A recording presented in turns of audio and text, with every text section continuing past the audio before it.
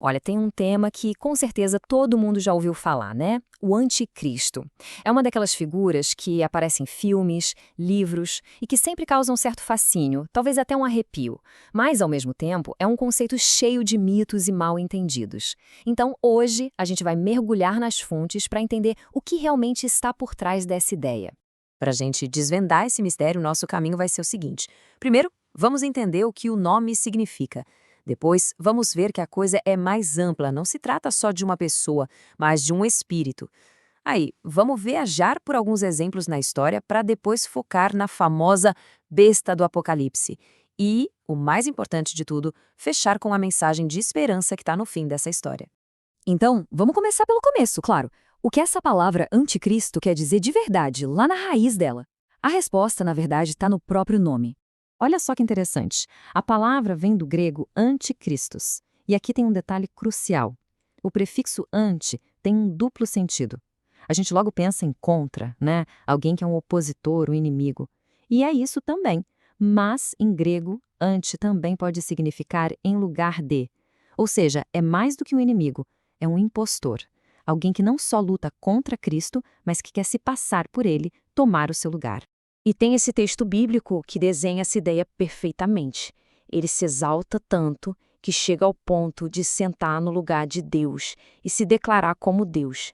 Quer dizer, a ambição é total. Não é só derrotar o rei, é sentar no trono e usar a coroa. É a usurpação no nível máximo. E outra coisa curiosa é que a Bíblia usa vários apelidos para essa figura, não é só o anticristo.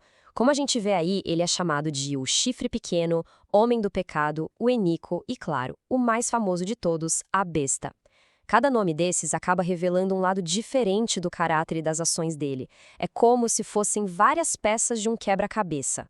Bom, já entendemos o nome. Mas agora a história fica um pouco mais profunda. Porque, segundo as fontes, não estamos falando só de uma única pessoa que vai surgir no futuro. A ideia é bem maior. Trata-se de um espírito, de um sistema que, na verdade, sempre esteve em ação ao longo da história. Pois é, o apóstolo João, lá nos seus escritos, faz uma distinção bem clara. Ele fala de o anticristo, no singular, que seria essa figura final.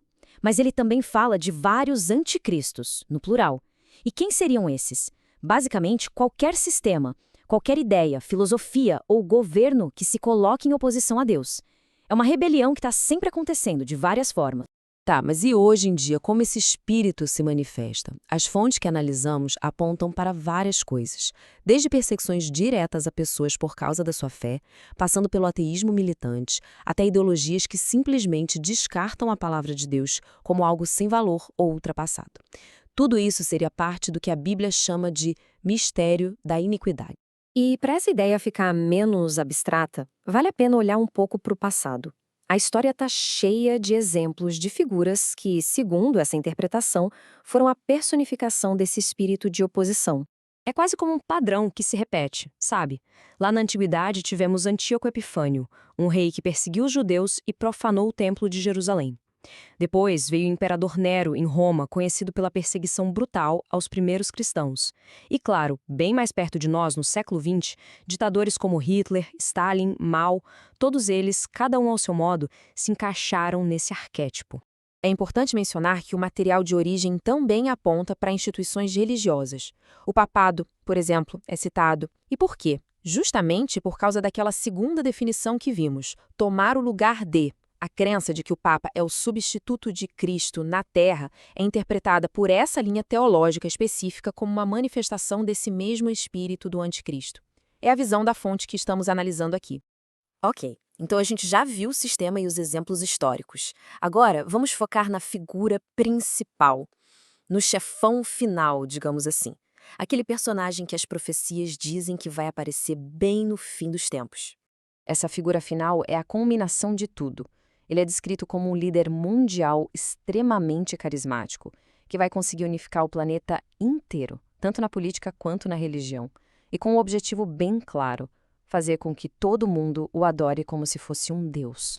E claro, ao falar da besta, é impossível não lembrar do seu famoso cartão de visitas, o número 666. Ele virou um ícone da cultura pop, mas sua origem é bem específica e tem um significado simbólico e histórico muito forte lá no livro do Apocalipse. E qual seria o significado? Uma interpretação bem conhecida que a fonte destaca usa um método judaico antigo chamado gematria. Nesse método, cada letra do alfabeto tem um valor numérico. E por esse cálculo, o nome e o título do imperador Nero em hebraico somam exatamente 666. Isso cria uma ponte entre a profecia final e um dos primeiros e piores perseguidores da igreja. O alcance do poder dessa figura é algo assustador. O texto diz que ele terá autoridade sobre toda a tribo, povo, língua e nação. Ou seja, é um poder global. Isso vai levar a um período de imensa dificuldade, a chamada Grande Tribulação, para todos aqueles que se recusarem a se submeter a esse sistema e a adorá-lo. Bom, depois de todo esse cenário que pode parecer bem sombrio, a gente chega na parte mais importante, porque a mensagem final de toda essa história, segundo o material de origem, não é de medo. Muito pelo contrário, é uma mensagem de vitória definitiva. A narrativa toda apresenta um contraste absoluto. De um lado, você tem o iníquo, com poder temporário emprestado. Do outro, Cristo, o verdadeiro Senhor, com poder eterno. Um traz perseguição, o outro cumpre as promessas de Deus. E o desfecho? O iníquo é destruído, com o sopro da boca de Cristo. A vitória é descrita como algo certo, sem esforço, total. E aí vem a pergunta, tá, e por que tudo isso importa? A grande questão, segundo as fontes, é que o foco da história não é o anticristo. O protagonista não é o vilão. O foco é o retorno triunfante do Senhor. A história não acaba na tribulação, mas na redenção. E é por isso que, no fim das contas, a análise se encerra com essa expressão antiga, Maranata. É uma palavra que significa Ora vem, Senhor Jesus. Não é um grito de medo, mas uma declaração de esperança.